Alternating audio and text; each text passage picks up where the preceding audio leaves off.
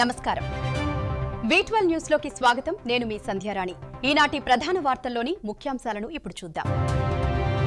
కామారెడ్డిలో ఒక్కసారిగా రాజకీయాలు వేడెక్కాయి. బీజేపీ మరియు కాంగ్రెస్ శ్రేణుల మధ్య చోటు చేసుకున్న ఘర్షణతో స్థానికంగా ఉద్రిక్త వాతావరణం నెలకొంది. ఎమ్మెల్యే క్యాంప్ కార్యాలయం వద్ద కాంగ్రెస్ నేతలు నిరసనకు యత్నించగా వారిని అడ్డుకునే క్రమంలో ఇరు వర్గాల మధ్య తీవ్ర వాగ్వాదం, తోపులాట జరిగినట్లు సమాచారం. అయితే ఈ ముట్టడి ప్రయత్నాల మధ్య తీవ్ర ఉద్రిక్తత చోటు చేసుకోగా చివరకు కాంగ్రెస్ శ్రేణులు అక్కడి నుండి వెనుదిరగడంతో పరిస్థితి కాస్త అదుపులోకి వచ్చింది. ఈ పరిణామాల నేపథ్యంలో అసలు కామారెడ్డిలో ఏం జరుగుతోంది, ఘర్షణకు దారితీసిన పరిస్థితులు ఏంటి అనే దానిపై స్పందించేందుకు కామారెడ్డి ఎమ్మెల్యే ప్రస్తుతం అత్యవసరంగా ప్రెస్ మీట్ నిర్వహిస్తున్నారు. ప్రతిపక్షాల తీరుపై, అలాగే క్యాంప్ కార్యాలయం వద్ద జరిగిన పరిణామాలపై ఆయన స్వయంగా మీడియా ముందు మాట్లాడుతున్నారు. ప్రస్తుతం లైవ్లో ఉన్న ఆ ప్రెస్ మీట్ దృశ్యాలు, ఎమ్మెల్యే మాటలు ఇప్పుడు ప్రత్యక్ష ప్రసారంలో చూద్దాం. కామారెడ్డిలో గత 2 సంవత్సరాలుగా ఇక్కడ జరుగుతున్నటువంటి ప్రశాంత వాతావరణాన్ని, ఎమ్మెల్యేగా రాజకీయ మార్పులు రావాలి, కరప్షన్ లేకుండా నడవాలి, పేద ప్రజలకు సర్వీస్ చేయాలి, ఆడంబరాలకు పోకుండా సింప్లిసిటీగా చాలా సింపుల్గా ప్రజలకు అందుబాటులో ఉంటే బాగుంటుందని చెప్పి ఒక్కరినే వెళ్ళడం, ఊర్లోకి వెళ్ళడం, మాట్లాడడం, రావడం, ఎక్కడికి వెళ్ళినా ఒక్కరినే రావడం, ఈ ఫ్లెక్సీ లంగమ్మ కానీ, ఆడంబరాలు కానీ, కాన్వాయిలు కానీ, కరప్షన్లు లేకుండా మార్పులు తీసుకురావాలా, యువతకు భవిష్యత్తు చూపించాలా. రాజకీయం అంటే అది కలెక్షన్ కాదు, ఖాదీ అంటే కలెక్షన్ కాదు, అది సర్వీస్ అనేది తెలవాలా. తెలుపుదనానికి చిమ్మము ప్రజలకు సేవ చేయడం అనేది తెలవాలని చెప్పేసి నేను ప్రయత్నం చేస్తూ వస్తుంటే, అధికారం ఉంది కదా అనే అహంకారంతో గత 2 సంవత్సరాలుగా ప్రభుత్వ సలహాదారుగా వచ్చిన తర్వాత నుండి ముఖ్యమంత్రి రేవంత్ రెడ్డి గారు ఓటమి చెందిన ఈ ప్రాంతం నుంచి అతనికి ప్రభుత్వ సలహాదారుగా ఇచ్చిన తర్వాత నేనే మొత్తం చేస్తున్నా, ఈ 40 ఏళ్ళు ఏమీ చేయకుండా ఇప్పుడే నేను మొత్తం చేస్తున్నా అన్నంత ఆత్రంతో ఇన్ఛార్జ్ మినిస్టర్లను పెట్టి ఇష్టం ఉన్నట్టు వ్యవహరిస్తూ ఉంటే, క్వాలిటీ లేని వర్క్ చేస్తూ ఉంటే అడ్డుకున్నటువంటి వ్యక్తిని, డబ్బులు ప్రభుత్వం నుంచి అధికారుల ద్వారా నేను రాసిన లెటర్ల ద్వారా వచ్చిన శాంక్షన్స్ని నేను తెప్పించిన అని చెప్పుకుంటూ ఇన్ఛార్జ్ మినిస్టర్ని తీసుకొచ్చుకుంటూ ప్రోటోకాల్ లేదు అని నేను మాట్లాడడం వల్ల, అధికారులు వెంట వెళ్ళలేకపోవడం వల్ల ఇన్ఛార్జ్ మినిస్టర్ని పెట్టుకొని రాజకీయం చేస్తున్నటువంటి ఈ షబ్బీర్ అలీ చేస్తూ ఉండని, చూద్దాం ఇంకొక 2 సంవత్సరాలు, ఇంకొక సంవత్సరం వరకు చూద్దాం, ఏమీ ఇబ్బంది లేదు అని చెప్పి ఆలోచిస్తూ కొంచెం ప్రజల పక్షాన చూసాం. కార్యకర్తలు కొట్లాడుకొని ప్రశాంత వాతావరణాన్ని ఇవాళ రాజకీయ రణరంగంగా మార్చడం బాగుండదు, మార్పు కోరుతున్న వ్యక్తిగా ఓర్పు ఉండాలి అనుకొని నేను ఓర్పుతో ఉంటే, ఓటమి చెందిన వ్యక్తి ఇక్కడి నుంచి పారిపోయి నిజామాబాద్లో పోటీ చేసి ఓటమి చెంది ఇవాళ మళ్ళీ కామారెడ్డిలో ఉంటూ ఈ రాజకీయం చేస్తున్నటువంటి వ్యక్తి ఆయన. వెంకటరమణారెడ్డి అవినీతిలో కింగ్ అన్నారు. వెంకటరమణారెడ్డికి కౌన్సిలర్ సీట్ ఇచ్చి రాజకీయ రంగప్రవేశం చేసిన అని చెప్తున్నాడు. వెంకటరమణారెడ్డికి జడ్పీటీసీ ఇచ్చి జడ్పీ చైర్మన్ చేసిన అని చెప్తున్నాడు. నువ్వు చేసేది ఏంది నాయన? నువ్వేం చేసేది ఉంది? నువ్వెవడి అసలు ఇవి చేయనికి? రాష్ట్రంలో కాంగ్రెస్ పార్టీ అధికారంలో ఉన్నప్పుడు రాష్ట్రంలో ముఖ్యమంత్రిగా ఉన్న రాజశేఖర్ రెడ్డి గారు అప్పుడు కౌన్సిలర్ ఇస్తే నీవే ఓటమి చెందించినావు, నీవే ఆపోజిషన్లో ఉన్నటువంటి బీజేపీ కౌన్సిలర్ ఇప్పుడు ప్రస్తుతం నీ కాంగ్రెస్లో చేరిన కృష్ణమోహన్కు సపోర్ట్ చేసి నన్ను ఓటమికి గురి చేసినటువంటి వ్యక్తివి నీవు. 2006లో మళ్ళీ రాజశేఖర్ రెడ్డి గారు జడ్పీటీసీ తాడవాయికి ఇస్తే అక్కడ సొంత బలంతో గెలిచినటువంటి వ్యక్తిని నేను. కాంగ్రెస్కు 2 కాన్స్టిట్యున్సీల్లో 10 జడ్పీటీసీలు ఉంటే 2 వచ్చినాయి, ఒకటి మాచారెడ్డి, అది కూడా అందరినీ కొనుక్కొని యునానిమస్ చేసుకున్నారు అక్కడ వ్యక్తులు. ఇకపోతే నేను ఒక్కడిని తాడవాయి మండలం నుంచి గెలిచిన, మిగతా అన్ని కూడా టీఆర్ఎస్ టీడీపీ గెలిచింది. అలాంటి పరిస్థితిలో జిల్లా పరిషత్ చైర్మన్గా చేయాల్సిన అవసరం వచ్చినప్పుడు రాజశేఖర రెడ్డి గారు 2008లో టీఆర్ఎస్ అలయన్స్ ఉంటే దాన్ని విడగొట్టి మీరు నో కాన్ఫిడెన్స్ నేను చేస్తా, 23 సంవత్సరాల తర్వాత జిల్లా పరిషత్లో జెండా ఎగరేస్తానని నేను చెప్పడం జరిగింది. చెప్తే రాజశేఖర రెడ్డి గారు భుజం తట్టి వెన్ను తట్టి ముందుకెళ్ళమని చెప్పారు.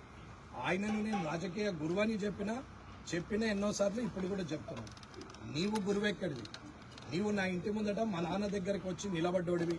మా ఇంటి ముందట మామిడి చెట్టు కింద 100 సార్లు నిలబడ్డ నువ్వు చేయలు కట్టుకొని మా నాన్న 68లో కానీ 78లో కానీ పోటీ చేసినప్పుడు నువ్వు గోడల మీద రాతలు రాసినోడివి.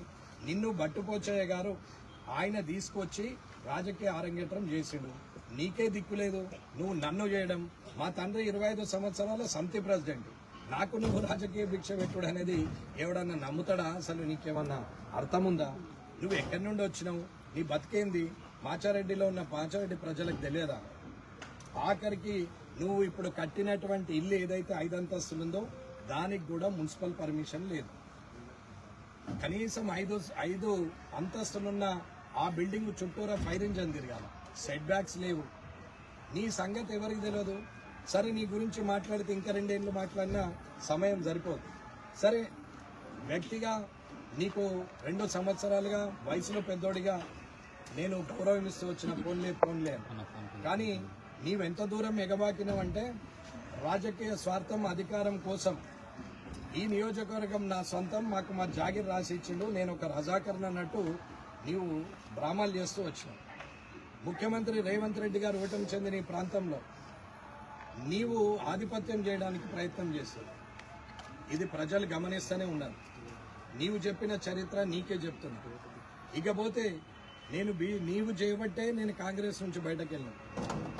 రాజశేఖర రెడ్డి గారు చనిపోయిన తర్వాత నీ వల్ల చాలా ఇబ్బందులు ఎదుర్కొని అందరూ ఇబ్బందుల పాలైంది.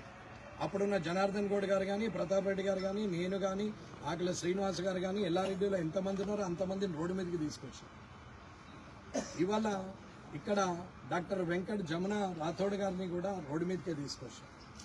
ఇక్కడ ఉన్నటువంటి యావత్తు మందిని ఇవాళ తన్నులు తిన్నటువంటి పారిపోయి దాడికి వచ్చినటువంటి మహేందర్ రెడ్డిని కూడా కనీసము ఆ ఊరి సర్పంచ్గా ఆయనంతలా అయింది, కానీ ఆయన ఒక్క పదవి కూడా ఇప్పించలేదు. నువ్వు ఎవరిని కామారెడ్డి కాన్స్టిట్యున్సీని దాటి నిన్ను కాదని రాష్ట్రానికి ఎవరిని పోనివ్వలేవు. ఇటీవల పోయింది ఒక చంద్రశేఖర్ రెడ్డి మాత్రం నిన్ను కాదని పోయింది. అది తప్ప నువ్వెవరిని కూడా రాష్ట్రంలో ప్రధాన పోస్టులో ఉంచే ఆలోచన పార్టీ పోస్టులో కాదు, ప్రభుత్వం పోస్టులో కూడా ఉంచావు. నిజామాబాద్లో 4 కార్పొరేషన్లు వస్తాయి, బాన్స్వాడలో వస్తాయి, కానీ కామారెడ్డిలో రాదు. 30 ఏళ్ళు నీ వెనకాలే తిరిగినా ఇంకా కామారెడ్డిలో కౌన్సిలర్ స్థాయో ఆ కింది స్థాయి ఉండాల్సిందే తప్ప పైకి ఎదగనీయం. ఇలాంటి పరిస్థితుల్లో మళ్ళీ తగదునమ్మా అని చెప్పి మళ్ళీ వచ్చినాం. ఇవాళ నీకు మర్యాదగా గౌరవంగా మర్యాదగా చెప్పి చూసి కాని పక్షంలో నేను మాట్లాడాల్సి వచ్చింది. అసెంబ్లీలో ఉందాగా ఉండాలి. వరల్డ్ క్లాస్ హైదరాబాద్లో 3rd క్లాస్ పాలిటిక్స్ ఉండకూడదు, మంచిగా ఉండాలి అని చెప్పి చెప్పడం జరిగింది. అలాంటి మనిషిని ఇవాళ నేను చిన్న లాస్ట్ అండ్ లీస్ట్ బూత్నే మాట్లాడే పరిస్థితికి వాడు వీడనే పరిస్థితికి తీసుకొచ్చింది నీవు కాదా? ఇవాళ అది అయిపోయిన తర్వాత లేని ఆరోపణలు చేస్తున్నాను. సరే, ఆరోరా కాలేజీలో అయినా, శిశు మందిర్లో అయినా, కామారెడ్డి కాలేజ్ భూముల్లో అయినా ఎవరు ఏం చేశారనేది ఇంతకుముందు రంజిత్ మోహన్ గారు చెప్పారు. ఆయన అప్పటి నుంచి వింటున్నటువంటి వ్యక్తి, స్వయంగా ఆయన సంతకాలతోని ఆయన చూసినటువంటి వ్యక్తి. ఇవాళ ఎవరికి చేశారు, 142 ఎకరాలు ఎవరెవరికి చేశారు అనేది డీటెయిల్ చెప్పారు ఆయన. మిగతా భూమిని కూడా కలెక్టర్ సత్యనారాయణ ఉన్నప్పుడు రామచంద్రారెడ్డి గారు పౌరపటాన్ని తీసుకొని ఆయన చేసినటువంటి ఇది భూములు. ఈ శిశు మందిరికి కూడా లీజ్ అగ్రిమెంట్ ఇచ్చిరో దాని అమౌంట్ కూడా కాలేజీలో పడుతున్నది, అది అమ్మలేదు. నీకేది దోస్తుంది చిన్నపిల్లలకు చెప్పి తిట్టండి, నోటికి వచ్చినట్టు మాట్లాడురి, వాళ్ళని దో తిప్పుతాం, వాయిని పాయింట్ తిప్పుతాం, మీరు ఏమో చేస్తాం, పలుగొడతాం అంటే ఇవాళ అర్థమైంది కదా అన్న, ఓన్లీ పలుగుతుంది అన్న. ఇది ముహూర్తం, ఇది ఓన్లీ ముహూర్తం, ట్రైలర్. మీకు సినిమా ముందట ఉన్నది. మీరేమో అనుకుంటున్నారు మర్యాద ఉంటే మర్యాదగానే ఉంటుంది. మర్యాద తప్పితే ఖాళీ ఒక 100 మంది కూడా లేని పరిస్థితులలో ఇలాంటి పరిస్థితి ఎదుర్కొన్నారు మీరు. ఒకవేళ నేను ఎవరో రావద్దని మెసేజ్ గ్రామాల్లో పెట్టినా కాబట్టి ఎవరు రాలే. ఒకవేళ నేనే రండి అంటే తక్క నీ మనుషులుంటే లెక్క పెట్టేసుకు ఒక 4000 మంది వస్తారు. నీవు అనుకుంటున్నావు ఊర్లలోకి వస్తే ఈపులు పలగొడతాం, చెప్పులతో కొడతాం, నిన్ను గుద్దుతాం, ప్రత్యక్ష దాడికి దిగుతాం, నేను చంపేస్తామని బెదిరిస్తున్నారు కదా. మీరు బెదిరించినందుకు నేను ఎస్పీ గారికి ఆల్రెడీ లెటర్ ఇచ్చిన. నాకు వీళ్ళందరూ ప్రత్యక్ష దాడికి దిగుతామని బెదిరిస్తున్నారు. రేపొద్దున నాకేదైనా జరిగితే మీదే బాధ్యత అని ఎస్పీ గారికి మొన్ననే లెటర్ ఇచ్చిన. నేను అనుమానించినట్టు ఇలా ఆ పనికి పూనుకున్నారు. నేను సందీప్కు ఫోన్ చేసి ఏదైతే నీవు అన్నావో అది ప్రూవ్ చేద్దాం, నీవు రా. ఒకవేళ మా నాన్న తప్పు చేస్తే మా నాన్న ఫోటో తీసుకొని వచ్చి నేనే చెప్పుతో కొడతా. లేదు నేను తప్పు చేస్తే నువ్వే నీ చెప్పుతో నన్ను కొట్టు. లేదు ఇదే తప్పుడు ఆరోపణ చేస్తే ఆరోపణ చేపించినటువంటి వ్యక్తి లేదా నువ్వు ఏ శిక్షకు అర్హులు నువ్వు అది ఆలోచించుకో. రేపు ఒక్కనివే రా, నేను ఒక్కనే వస్తా, ప్రెస్ ఉంటారని చెప్పిన. ప్రెస్లో కూడా ఆఫీసర్లు దానికి సంబంధించిన కాలేజీ భూములలో ఉన్నటువంటి ఆఫీసులకు సంబంధించిన అధికారులను రమ్మని చెప్పిన. ఎక్కడెక్కడ ఎన్నెన్ని భూములు ఇచ్చినామో ఎవరెవరు అధికారులు ఉన్నారో వాళ్ళందరినీ రమ్మని చెప్పినాం, కానీ కార్యకర్తలను రమ్మని చెప్పలేదు. కానీ మీరేం చేశారు? వేలాదిగా తరలి రండి. దేనికి? నేను ఒక్కనే వస్తాను, నువ్వు రా, ప్రూవ్ చేయని చెప్పినాను. వేలాదిగా తరలి వచ్చి ఏం చేస్తారు అంటే మీరు కొట్టాలా, తన్నాలా, చంపాలని డిసైడ్ అయిపోయారు అనమాట.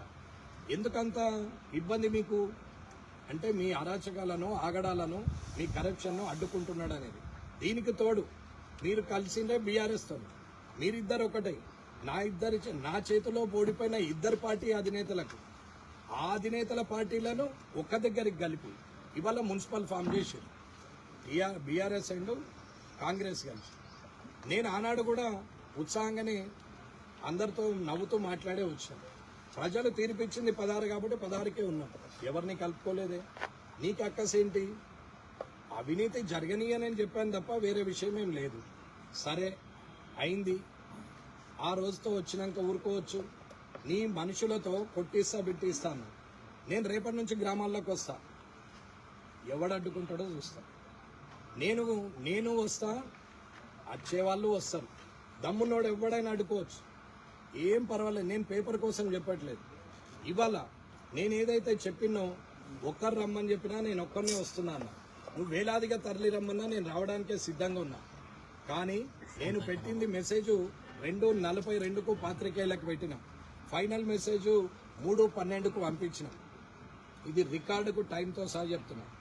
దాని తర్వాత మీరు వేలాదిగా రండి అని మీరు మెసేజ్లు పెట్టారు. అయినా నేను సిద్ధంగానే ఉన్నాం.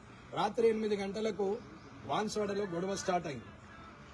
రాత్రి 8 గంటలకు బాన్స్వాడలో గొడవ మొదలైంది. అక్కడ హిందూ ముస్లిం గొడవలు చాలా అయిన తర్వాత ఎస్పీ గారు అక్కడి నుంచే ఫోన్ చేసి మాట్లాడి మీరు ఇక్కడ ఏమన్నా మాట్లాడగలిగే ఆపిస్తే బాగుంటుందంటే లా అండ్ ఆర్డర్ ఇష్యూ కాబట్టి నేను కూడా అక్కడ ఉన్నట్టు